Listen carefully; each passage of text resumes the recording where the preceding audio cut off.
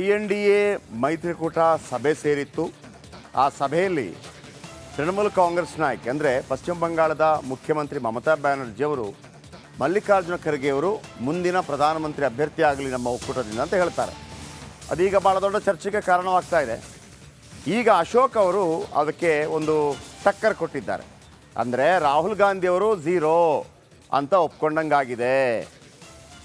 Kharge PM ಅಭ್ಯರ್ಥಿ ಆದ ತಕ್ಷಣ ದಲಿತ ಮತ ವಿಭಜನೆ ಆಗಲ್ಲ, ಪ್ರಧಾನಿ ಯಾರಾಗಬೇಕು ಅನ್ನೋದನ್ನು ಜಾತಿ ಮೇಲೆ ನಿರ್ಧಾರ ಮಾಡೋಕ್ಕಾಗಲ್ಲ.